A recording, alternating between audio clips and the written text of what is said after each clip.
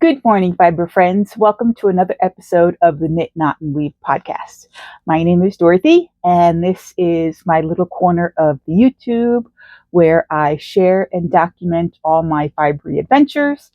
That could be knitting or spinning or crocheting or weaving or yarn dyeing or any other crafty rabbit hole that I might go down. Anywho, if this sounds like something that is of interest to you, welcome. Grab yourself a cup of something to keep your whistle wet. Grab a project and let's get started. So good morning, fiber friends. It is January 2nd. I have my morning latte here with me in a wonderful pottery mug. I cannot read the bottom. I forgot the name of the potter. I want to say it's something like Perfect Pottery, but I don't remember. I also have my water with me, and I'm going to share just a few projects that I managed to finish up at the end of 2026. Most of them were gifts that need adjustments now because they didn't fit right. And then I'm going to go over my 2025 goals of what I did and what I didn't accomplish, and maybe some of my goals for 2026. We shall see. So let's get started. I am wearing my Weekender by Andrea Mowry. I made it in Malabrigo Rios. I did not have enough in one color, but I did manage to fade it nicely. It went from a very, very dark green, which I think was the Pines colorway, and I could not tell you all the colors I used unless I checked my Ravelry, because I made this, I want to say 2 or 3 years ago. So, anywho, Happy New Year, since I forgot to say it. I'm wearing my little Happy New Year headband. If you are a new viewer, welcome to the crazy. I sort of talk all about my fibery adventures. I tend to go off on tangents and I tell long stories, and sometimes I wind up cutting them out because the podcast gets too long, and that's just how my ADHD crazy brain works. If you are a returning viewer, thank you so much for coming back and being a part of this community. So now let's go on to my finished or sort of finished objects. So first up, I have my sister's sweater shrug. Ugh. I have a little mound over here that I'm trying to not topple over onto the floor. This is my sister's sweater shrug. It's a little too short for her. So I think, excuse me, I think the main portion is fine. It is long enough. I think what I need to extend are the sleeve portions. So what I'm thinking of doing is, because these probably should go the whole length of the arm, and she likes that I made the little thumb gussets. So it needs to go extra long. And since these already have thumb gussets in there, I think what I'm going to do is I'm going to cut it off down here and then pick up with the black acrylic and then knit this for maybe about 10, she's about the same size foot as me, so maybe about 10 inches, actually maybe 11 inches, and then I'll put in the thumb gusset, and then I'll do another 1.5 inches before I do a tubular cast off, because that's what I did on the second one, and I like the way the edging looks on that. So this was made with Lion Brand yarn, and let me just check. It was a chenille based yarn, and Stefania's sweater shrug. It was the Let's Get Cozy chenille appeal, and then I just used Premier Yarns Anti-Pilling Every Day in the black for the sleeves, because the chenille yarn was not working up in the ribbing very nicely. It was all stretched out and loose, and that is not the look we wanted. So hopefully this will be done, maybe not by the next podcast because I have something special coming up, but hopefully before the end of January, that's for sure. So that is one needs to be redone finished object. How does that sound? Okay.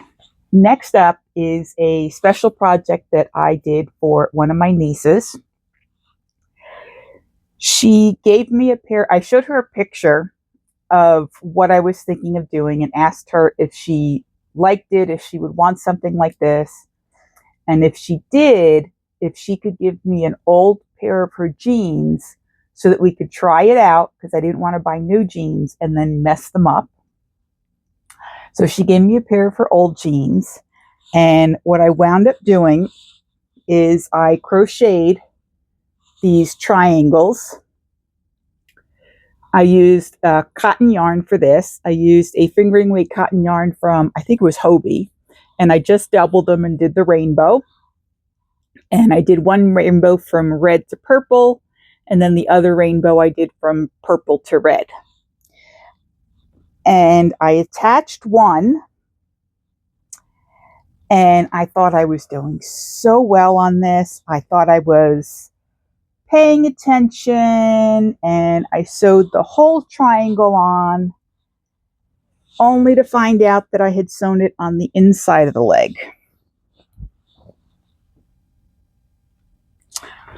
So what had happened was I obviously was not paying attention.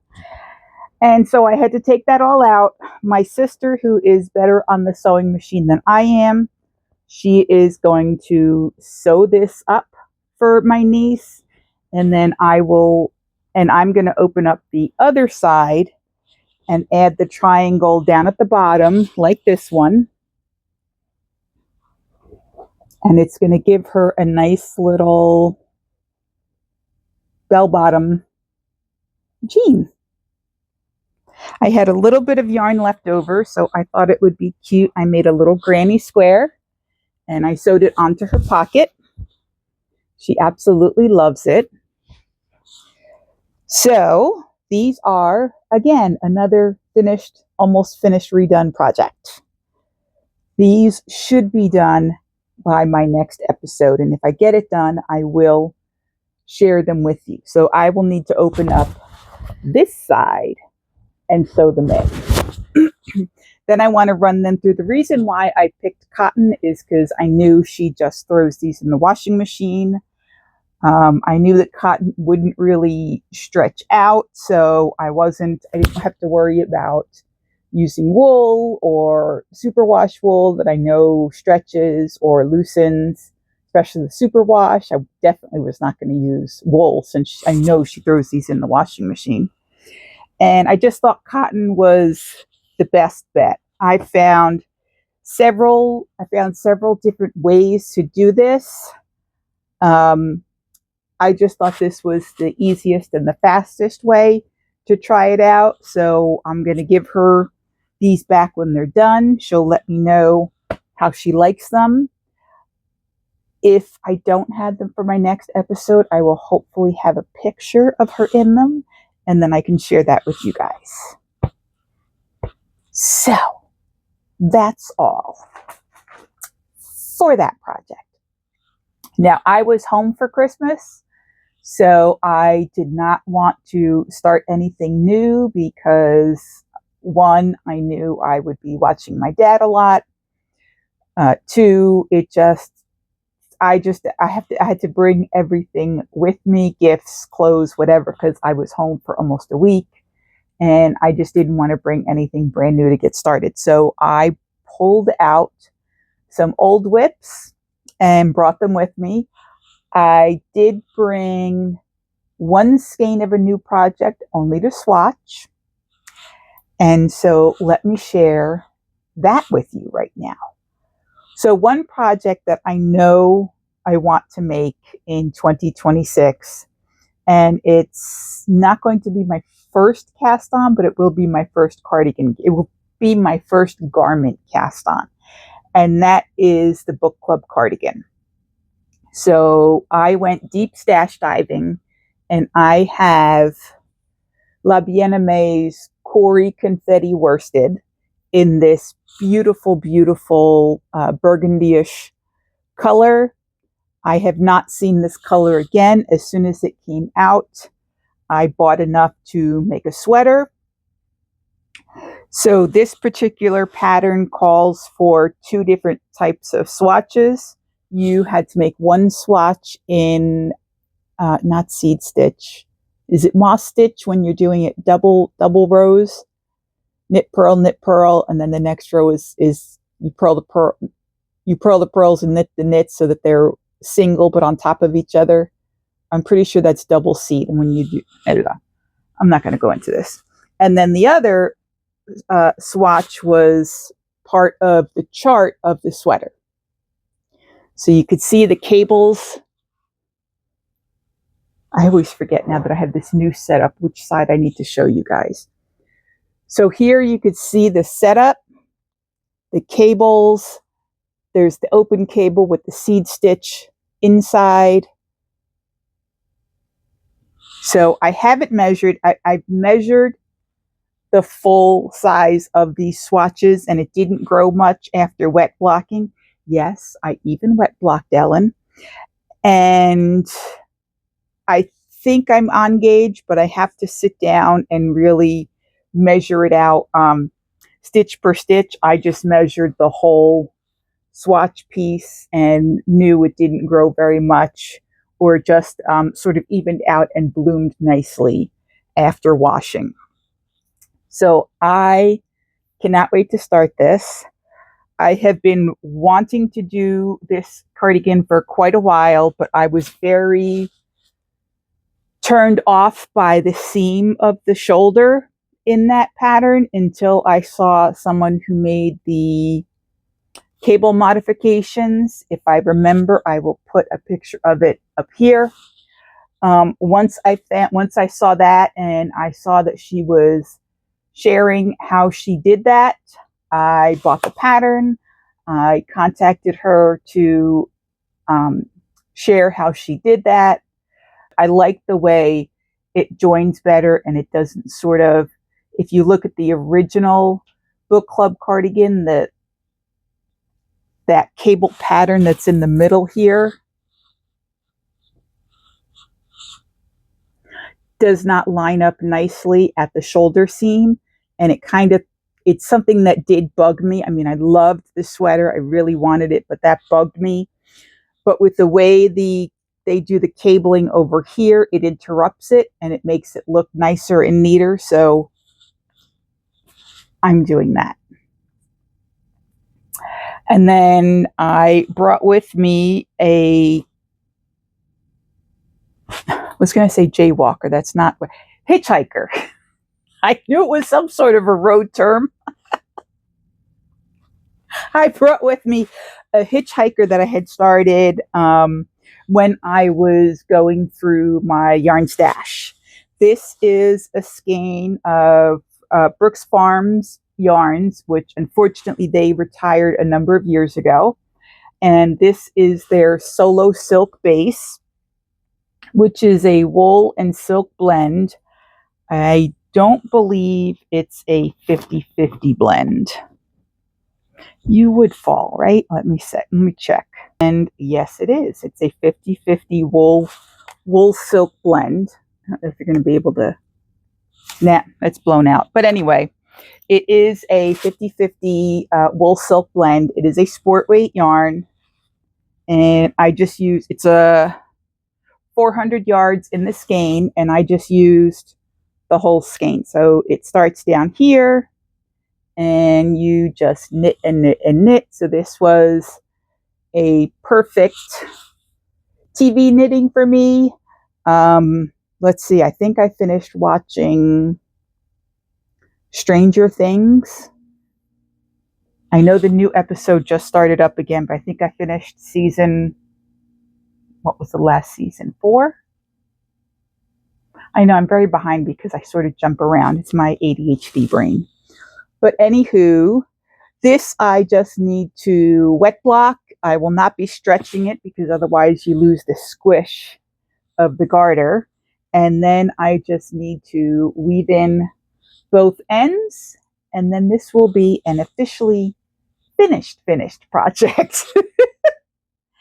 It was finished in December, so it is not the first project finished for 2026. So unfortunately, their colorways don't really, they didn't name their colorways, but this one has some, because it is not a superwash wool, the colors are very muted, but it has a beautiful muted blues and purples and light blues in it. And I just really love how this turned out. It feels so nice. It's going to be nice and squishy, and that will go into my gift box for 2026. So we'll see who winds up getting it. And then I brought 2 sweaters with me that I dug out of the hibernation pile.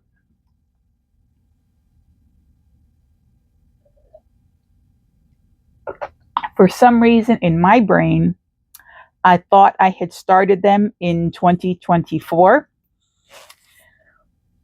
but I don't think I started them until, I think I started them back in 2023. I know, it's crazy. Time just seems to fly. Okay, so let me share that other one since that's on top. So with my big love, I had started in February of 2024.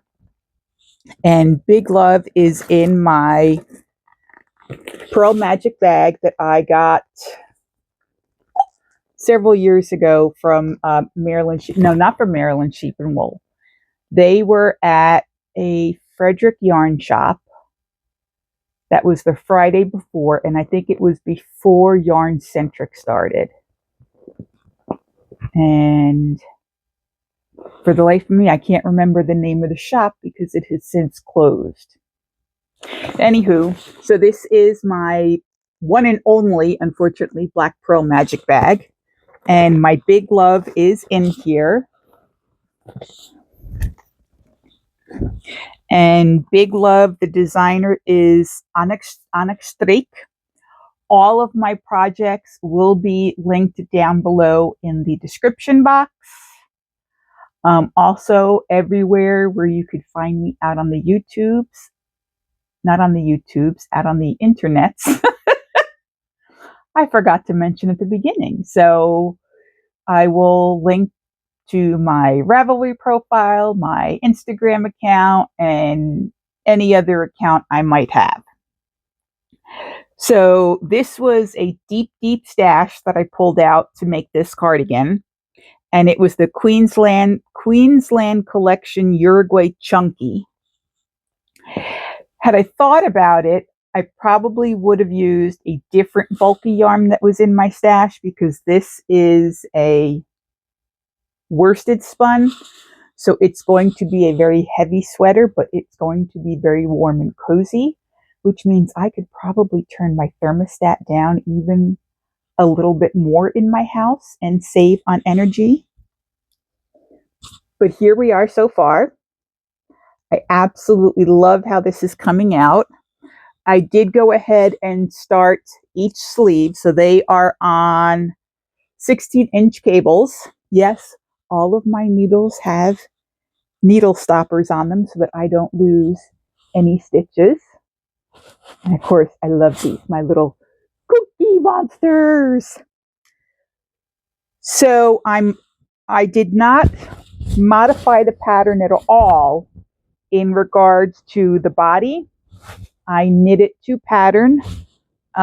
This pattern comes in, I don't think it's very size inclusive,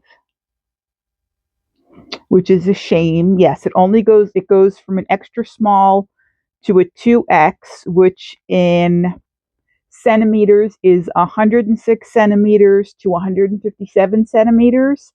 And in inches, it goes from a bust of 41 3/4 inches up to 61 3/4 inches. Let's see, I don't think it specifies. Okay, so it does say choose a size that gives you an approximately 26 to 36 centimeters or approximately 10 to 14 inches of positive ease in the bust. So I just made the largest size and I'm praying that it will fit. I am on a journey of losing weight, so I have lost some weight since I started this, so it should be fine. Oh, I made one modification on the body. When you start doing the decreases for the shawl collar, I didn't decrease as many. I figured if I had a few extra stitches, that may give me a little bit more to close my shawl with if I wanted to close it. The arms I will be modifying because I don't like a very fitted arm on my cardigans. So I have done, what's that? Probably about 5 inches of the sleeves, and I haven't done any decreases yet. So what I'm going to do is I'm probably going to knit my sleeve to the elbow before I start doing the decreases. And then I will do the decreases as specified in the pattern. Like I think it's, you decrease every 14th round or something like that. Whatever it is, I will continue to do that until I get to where I need to do the ribbing for the cuff.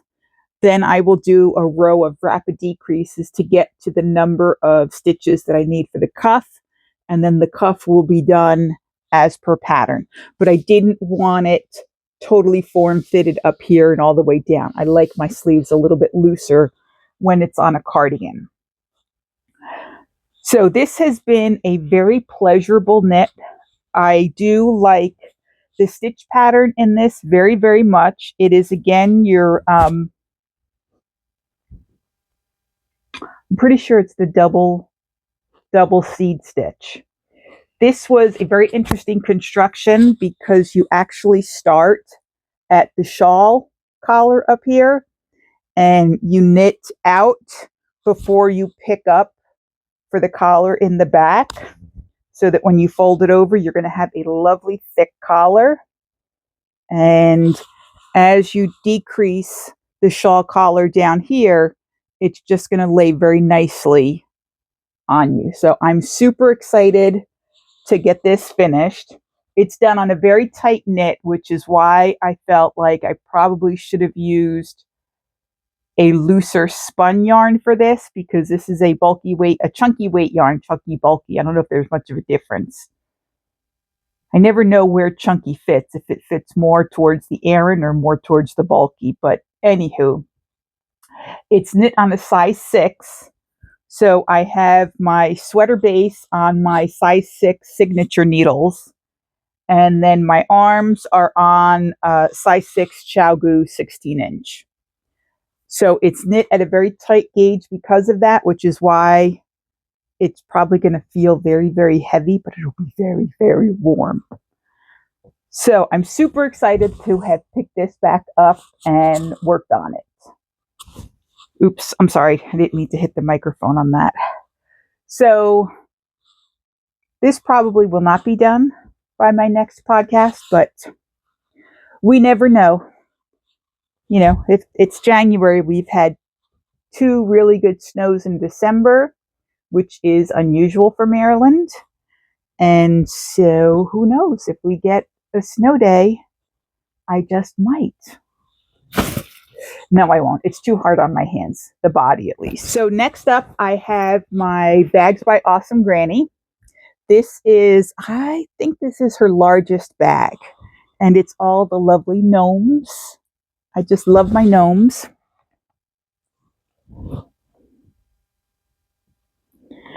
And I started this project December of 2023, after Christmas. So it was late December when I started this. This is another deep stash yarn. This was Malabrigo Arroyo. I don't know why. I don't know why I started this in a sport weight yarn when it called for, I'm pretty sure it calls for a DK weight. But my friend knit it in Arroyo. It looked nice, so I had this in my stash, and I got the pattern. The pattern is a free pattern. It is called the Pure Comfort Cardigan by Andrea Yetman, and you'll have to go to her website to get it. It is not downloadable on Ravelry, but there is a link from Ravelry to the website. And I had oodles and oodles of Arroyo yarn in my stash. Malabrigo Arroyo in this color, what's this color? Jupiter. And it's a gorgeous, like magenta and brown, or burgundy and brown mix. And so the main body is finished. And I did alternate skeins as I did the body, because we all know Malabrigo has no dye lots, so you never know. And then I picked up for the arms. And last time I showed this, I was where this Progress Keeper is. And I've managed to knit, I guess about 9 or 10 inches on this over the Christmas break. This again, the modification that I made a couple of different modifications because a number of women from my knitting group have already knit this. I omitted the pockets that were supposed to be done because the pockets that they wanted here were like side pockets, and none of the girls, none of the women in my knitting group who did them according to the pattern liked the way they came out. So they made the suggestion to me to make either pockets that go on top or afterthought pockets. So I haven't decided yet which one I'm going to do. If I do one, I'm probably going to do the afterthought pocket so that I don't ruin the coloring of the front panel. And on the sleeves, the decreases were supposed to start much sooner than I started them, because what I did was, again, I don't like tight sleeves. I knit from pickup all the way down to my elbow without doing any decreases. And now I'm starting to do the decreases as the pattern calls for. So I believe it's a 2-stitch decrease for every 14 rows for, I think it was 3 or 4 times. And then it would be more rapid after that. So I will follow that decrease pattern up until I'm ready to do the sleeves. And then again, I will do a rapid decrease to get down to the number of stitches that I need according to pattern to do the ribbing in that way. I've not decided yet if I'm going to extend the ribbing and put in a thumb gusset at the bottom, which of course, if I don't use the thumb gusset, I could always just fold up the ribbing and have a nice warm double, what am I thinking of? Double cuffed wristband. The other modification that I'm going to do is this pattern has a wide shawl collar that is done in fisherman's rib, and it starts at one side and you'll pick up and go around. Now, my girlfriend knit this in the same yarn. She followed the pattern, and when she wears hers, her shawl collar sort of dips down, and I don't want that. So I think I'm going to do my shawl collar in a smaller needle, because I think the pattern, I don't even have, do I have the pattern in my bag? I do. So that's the pattern. That's what it looks like. If I could find a better picture online of the front, I will insert it here.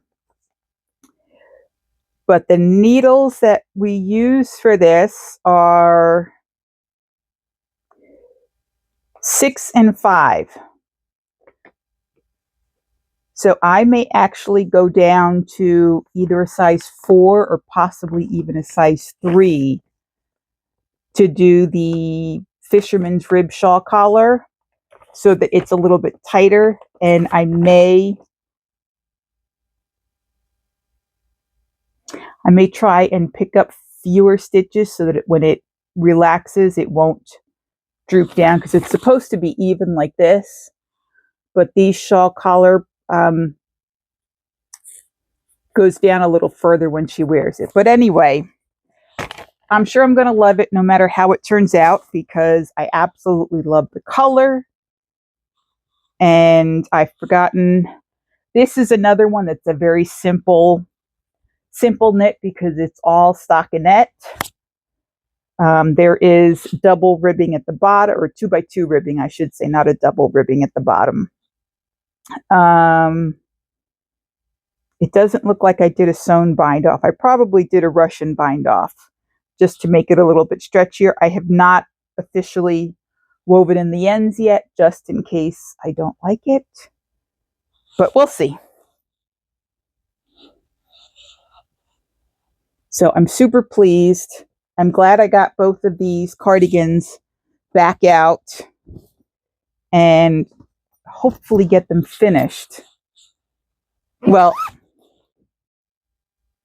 we'll see. I'm not going to predict when I finish them because my ADH brain could take me all over the place. Who knows? Then I did some work on my scrappy blankets.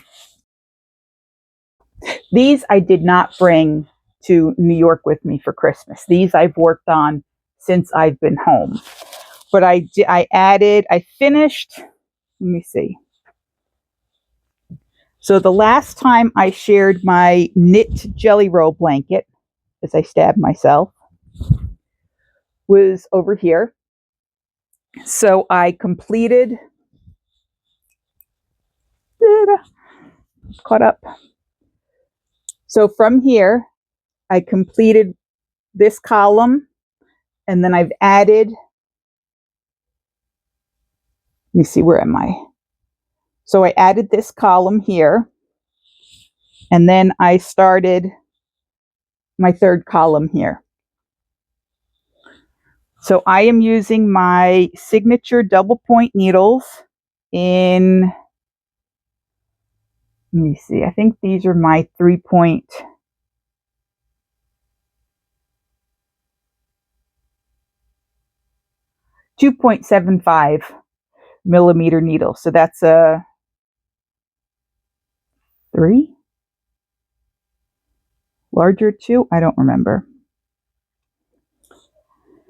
So this is getting nice and wide. I have, let me see, 1, 2, 3, 4, 5, 6, 7, 8, 9, 10, 11 full columns. So that's about 44 inches across, because I think each column was approximately 4 inches.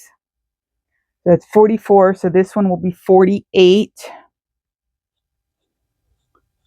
So maybe once I finish this column, I will add one more column, and then I'll do the I-cord bind off. And then this will be a finished object. But that will be a while, because these I work on sporadically. This was started in, I believe it was 2022. And then I also did some work on my crochet version jelly roll blanket, which this was started before Kay Jones came out with her version of the crochet jelly roll. And I don't know if I have a progress keeper on here. from when I last shared it with you all. Let's see. Oh, I do. Okay. So here's Tigger. Where'd he go? Here's Tigger. So I finished this column. Where am I? So I finished this column here, and I've added 1, 2, 3, 4. Nope, I went the wrong way. Where is Tigger? Tigger is right here.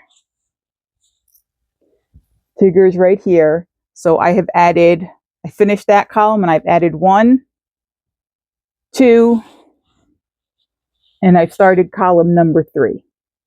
For this one, I am using a C hook. Correction, I am using an E hook, which is a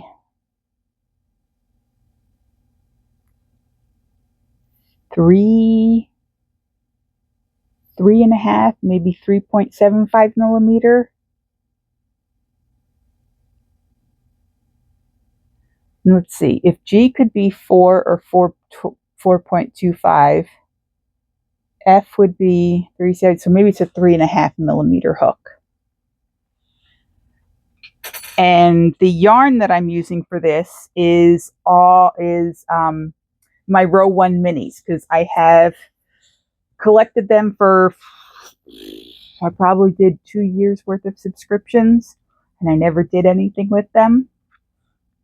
So I am using them all. Okay, I'm not using them all in this blanket, but this blanket was made with all of them. So far, I've used 1, 2, 3, 4, 5, 6, 7 different packs, and I am working on my 8th pack here. So it's approximately 100 grams per column. I am doing this in a single fingering weight yarn, and I know that Kay Jones did hers holding 2 fingering weights together, and I think she has a completely different way of, she figured something else out on how to join them and everything like that. But anywho, once this is done, I will be putting a border all the way around it. I haven't decided. I'm probably not going to do a multicolored border. I'm probably going to do a solid border just to sort of make it a little bit more cohesive all the way around. But I am loving all the different colors.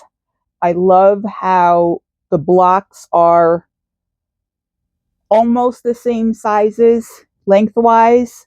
The variations come in at the top. And then, of course, I will vary them at the bottom so that they don't line up,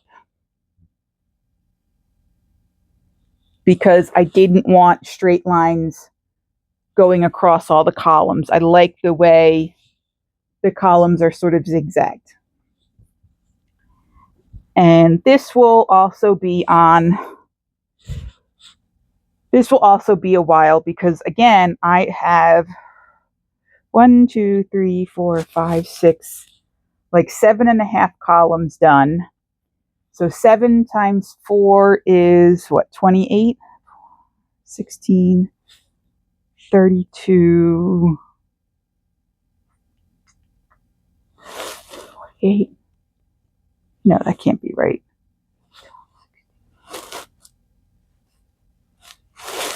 28. Yeah, I guess it was right. So it's only 28 inches right now, and I haven't decided if I want this to be a bed blanket or a oversized couch throw. So we shall see. Of course, if I make it a bed blanket, it would be for a queen size bed.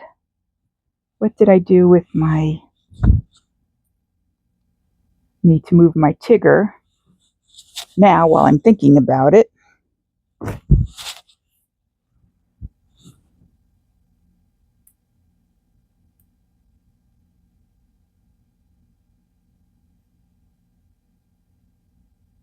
Okay. So Tigger is moved. He's on the last one that I have crocheted up.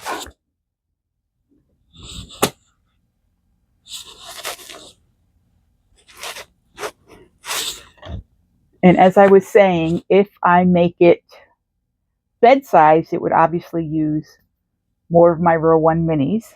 And I have a queen size bed. So that is what, 60 by 80.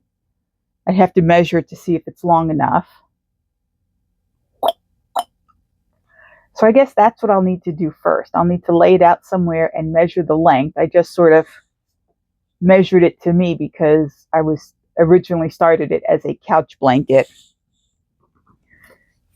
This one is definitely going to be a couch blanket. And actually, let me move this stitch marker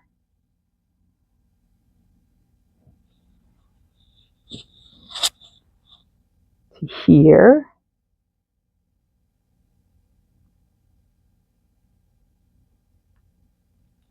So there we go. The stitch marker is now in the last square that I am knitting up.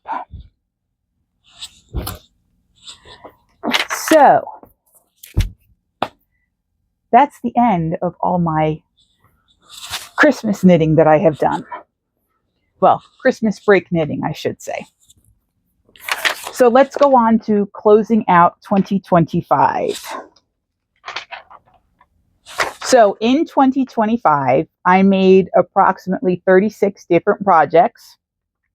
I'm not doing a whole recap and sharing them all. I didn't have the time since coming home from break and doing what I needed to do to collect all of this. But I made 36 different projects. One of those projects was my dishcloths for the year. Every year I try to go through a little bit more of my cotton stash. Yes, I have too much cotton yarn in my stash, like dishcloth cotton yarn. And so every year my family absolutely loves them. So every year I just make a pile and I put them out and they rummage through them and take whichever ones they like. The kids actually took some this year as well. They took them to be washcloths and I'm like, have at it. So I made 15 dishcloths this year, which brings my total count of what I've knit or crocheted or wove this year is 51. So I wound up with 15 dishcloths, 12 hats, 5 pairs of socks, 5 scarves, 3 blankets, 4 felted bowls, 2 stuffies, 2 shawls, 2 sweaters, and 1 weaving scarf, 1 woven item. So that brings my grand total. Most of that is all yarn that was from my stash. So for a grand total, I used 29,752 yards last year. Not my best year in terms of yarn, but I did do a lot of spinning. And so for my spinning totals, I've spun up over 4 kilograms of fiber, which is about 9 pounds of fiber. And according to my calculations, which give or take could be, a few yards off, but according to the singles that I spun, because some of my yarns were 2-ply, some of my yarns were 3-ply, but so it's not hard. I just didn't take the time to distinguish how much I made in 2-ply and how much I made in 3-ply. But in total, in single plies, I did 8,951 yards of single ply yarn out of 9 pounds of fiber. So I have quite an amount of hand spun yarn that I need to use this year. So those are my totals. Now, if we look back at my goals, I have my little yarny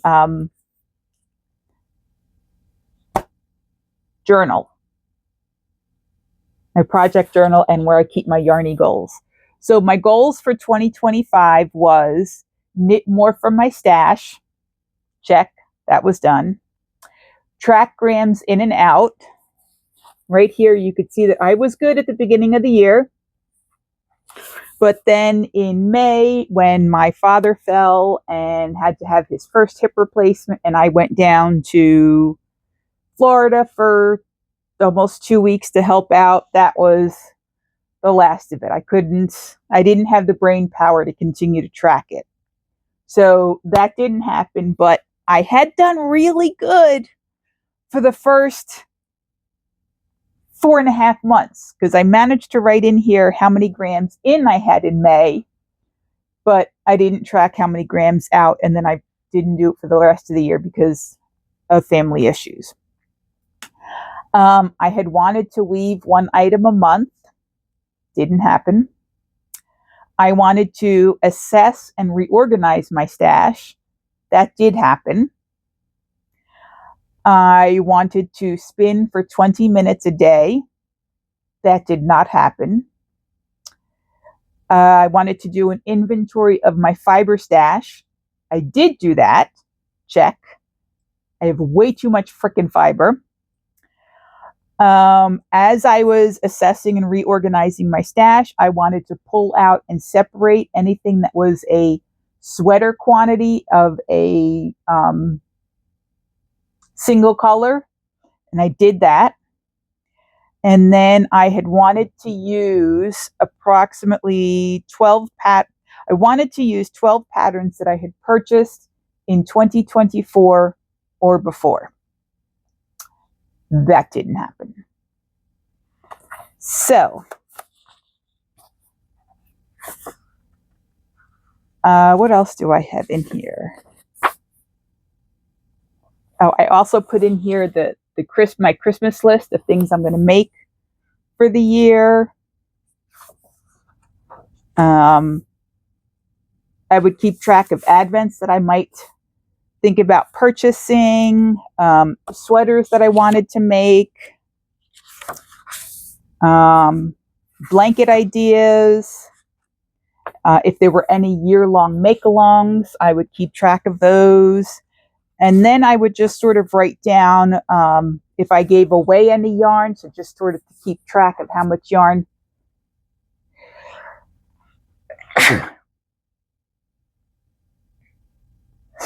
Excuse me.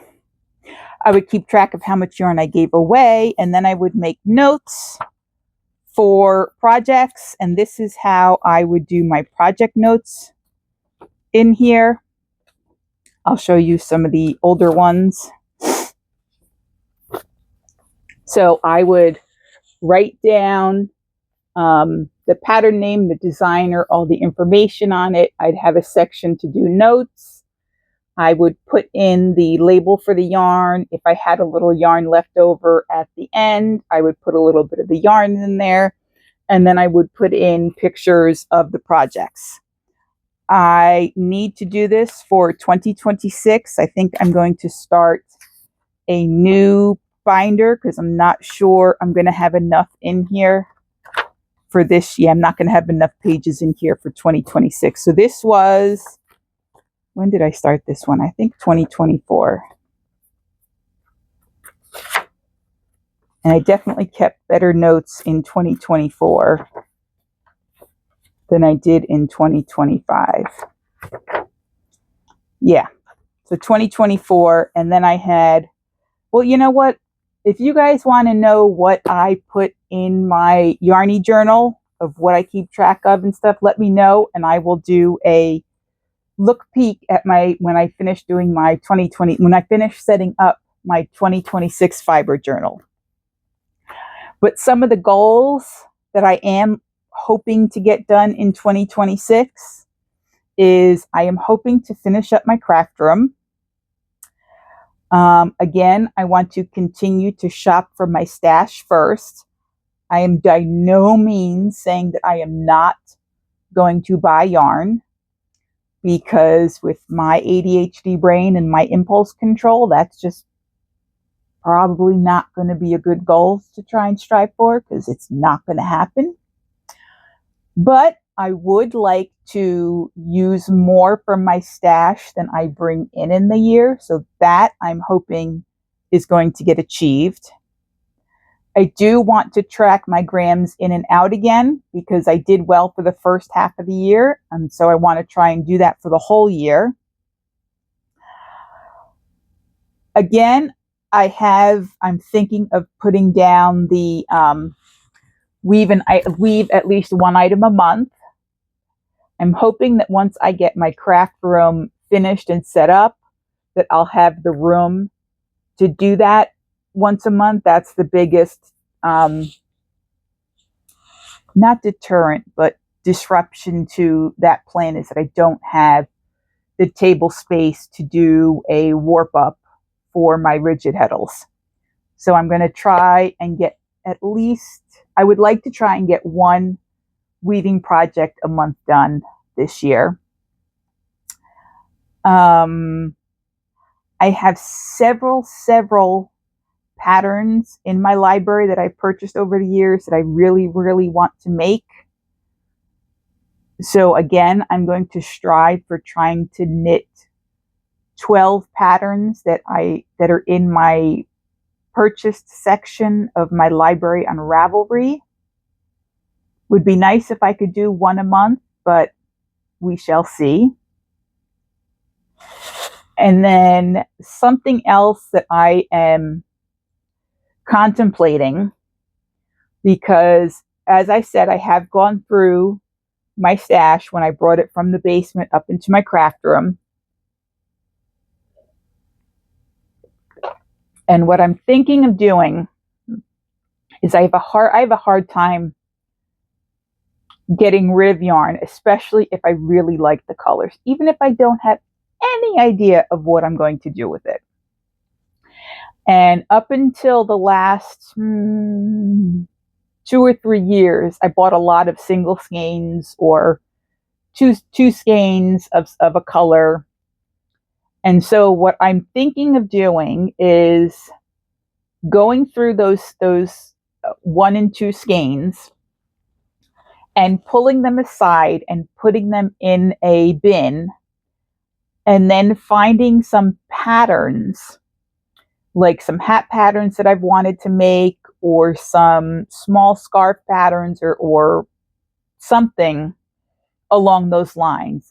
Depending upon what skeins I pull, I could try and find, mitts that I've wanted to make. So smaller items that would only require 1 to 2 skeins of yarn. If it's a fingering weight yarn, I might go for like a muscle burrow or a woolly wormhead hat or something like that.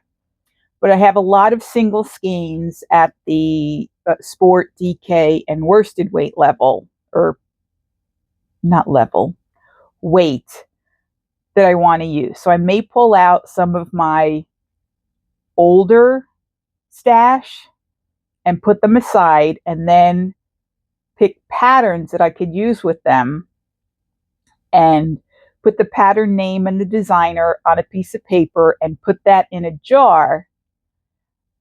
And I don't know if I'm going to do it once a month, or if every time I finish one, I will just pick the next one and get started.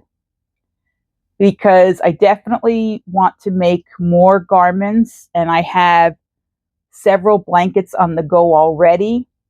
I know I need to start another blanket, because one of my nieces is graduating from high school this year, and she'll be going off to college. And so I have already said that I would make her a blanket for her dorm room, but she needed to give me colors this month, because she cannot wait until June 1st to tell me. Otherwise, she will not have a blanket for college, because I do not work on blankets in the summer. They are too hot on my legs. So I know I'm going to have a lot of big projects on the needles, and I know with my neurodivergent brain, sometimes I need those quick little projects that say, oh, yay, you got something finished. Now you can move on. So I will always have to have smaller projects on the go. So I think that's how I'm going to try and tackle my single skeins of, again, like sport, worsted, sport DK, and worsted weight yarns. I have a few bulky and Aran weight yarns, not a whole lot. I don't normally like to use those weights because the bigger needles do bother my hands sometimes, but we shall see. And then I will probably bring a small little bucket of my cotton yarn to work and keep it in my office to be able to knit dishcloths anytime I'm on a Zoom meeting or in a training or in any other kind of staff meeting, so that I can get my dishcloths done as well. Because this year I did knit mostly hats while I was in those meetings at work. But this year I might bring my dishcloths in, because knitting and crocheting with dishcloth cotton can be hard on my hands. So knitting and crocheting those in small spurts might be better for my hands. So I think that's what I'm going to do. Now, I don't have any acquisitions to share with you. Like I said, I will finish up my 2026 fiber journal, and then I will share that with you guys. I will be doing a few extra videos this month because I am doing 12 cast-ons for 2026. This is something that Angela from the Yarn and Yarns podcast started, and I've been watching her for a while. It would get me started on things that I know I want to make this year. Some are big, some are small, some are using old stash, some are using hand-dyed, hand-spun yarn. So I want to get started on that. So that her cast on goes from, I believe it was Christmas, so December 21st to the end of January. So January has 30 or 31 days. I never know that. I just always know February has 28. Except for leap years, of course. So I will probably be casting on one a day, but I do not have the brain capacity to edit and put up, oh, excuse me, froggy, to edit and put up a video a day for the projects that I'm making. So I'm probably going to, do 3 or 4, record 3 or 4, and then mush them together into one video and post it. And then you will see part of my plans for 2026. So that is the end of all of my fibery adventures. So that wraps up 2025. That sort of brings in 2026. At some point, I will do a whips parade. It probably will not be until February, since I will be doing the 12 cast-ons for the new year this month. And yeah. So next up, I'm going to share some of the books that I have read lately. I don't remember where I left off. I believe I left off with The Watchmaker's Daughter last time. So I'm going to start with Behind Her Eyes by Sarah Pinborough, which was an interesting mystery, mystical power sort of book, where it's a husband and wife. They're estranged, but the wife is still trying to please the husband, and he feels trapped in this marriage. And he meets somebody new, somebody who makes him feel alive again. And they meet in a bar, they accidentally kiss, and then he's like, no, I'm married, I gotta go. Turns out that she works for him.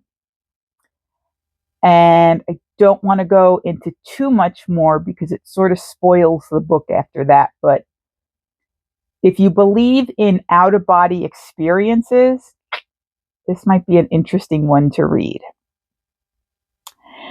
Then I read a YA book. It was the Scammer by Tiffany Jackson. So The Scammer is about a girl who decides to go to an all-black college. Her parents are extremely wealthy and really wanted her to go to a Ivy League school, but she felt because of the way she grew up and where she grew up, she really didn't have a connection to her ethnicity and her ethnical background. So she chose a predominantly historically black college. She also chose it because that's the college that her brother went to, and that's the college where her brother died at or was killed at. Now, you don't know that he was killed. This is her suspicion because it was labeled as a suicide.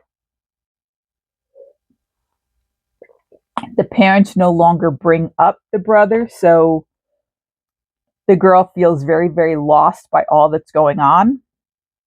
And there's there's a mystery behind it all with someone who comes in and basically is the scammer and almost sets up like a cult. You sort of see that cult mindset and focus get built up in this book. It was a very good book, very interesting read. Next up, I have Famous Last Words by Gillian McAllister. This is a couple who just had a baby. Very, very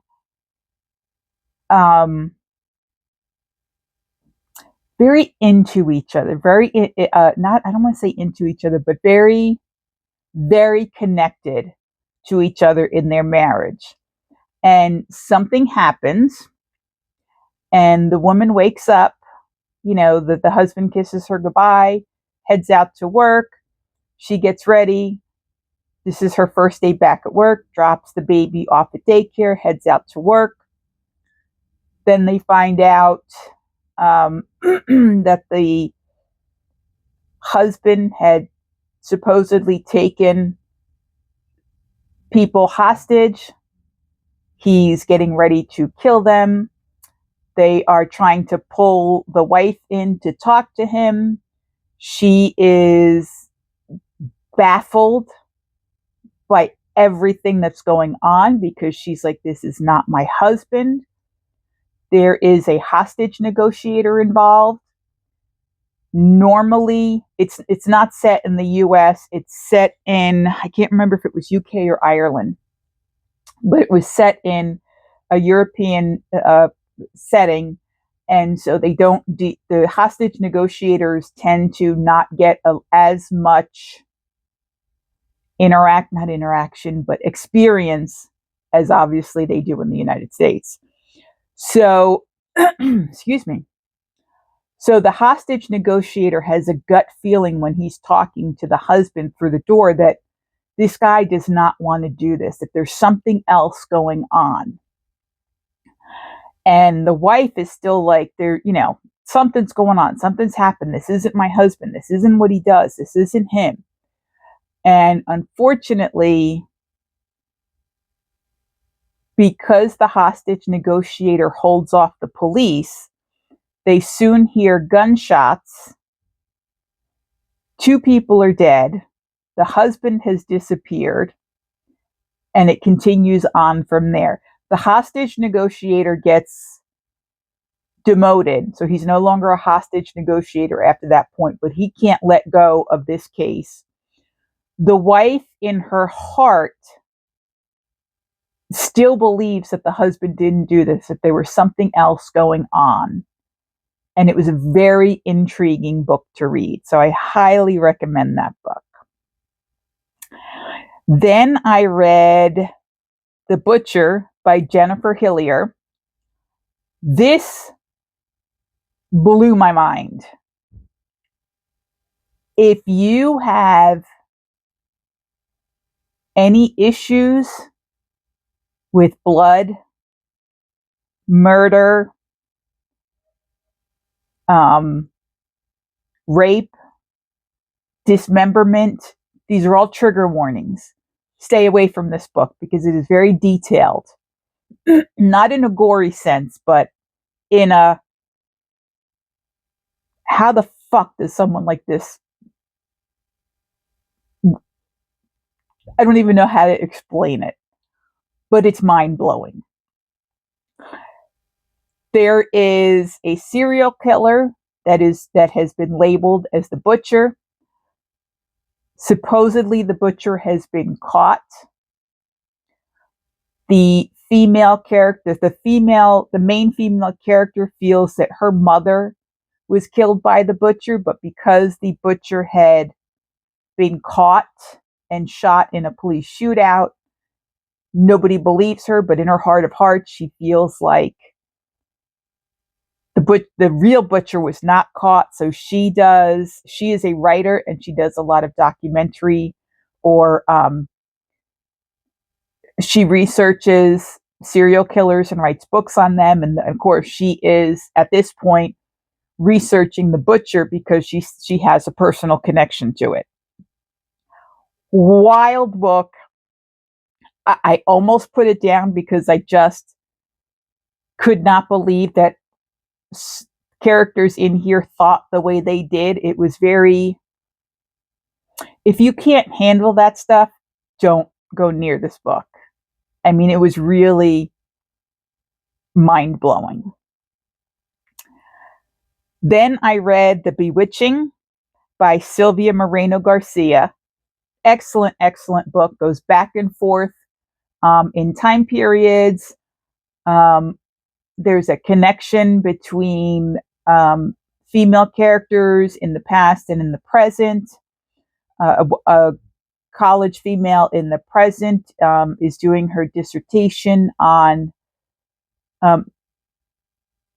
sort of witchcraft, but on a specific person who seemed to have disappeared from this college a number of years ago.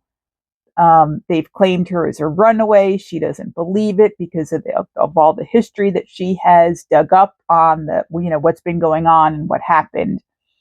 And very interesting, very top-notch read. I highly recommend it. And then a book that I just finished is Cackle by Rachel Harrison. Another witch book. This was almost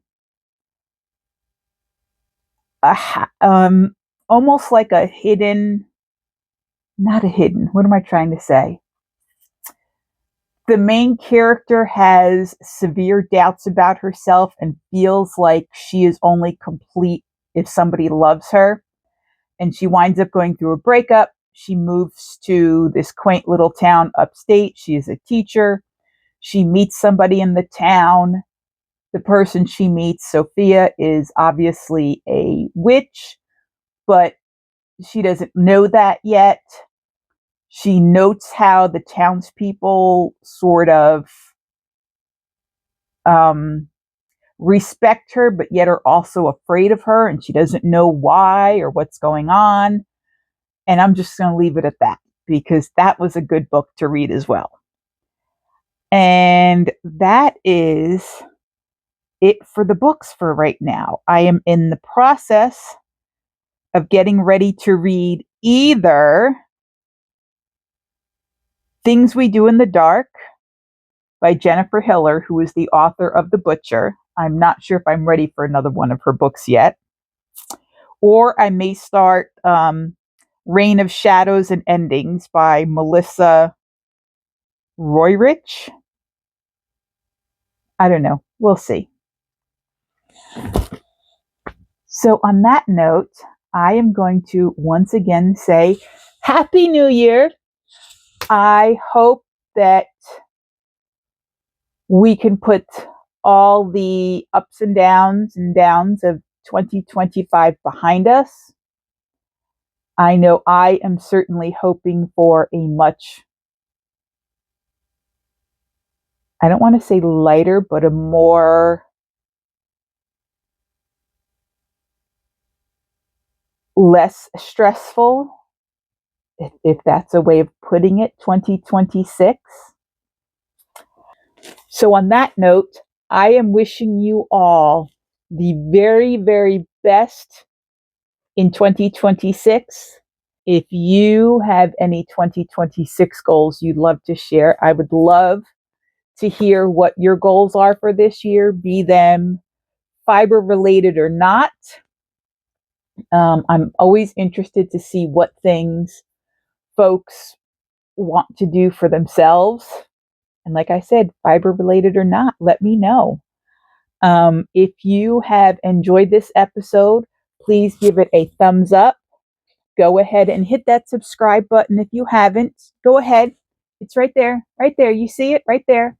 Hit that subscribe button and ring that bell so that you get notified for any future episode that comes up. And on that note, I wish you all the best. I love you guys, and ciao, ciao for now.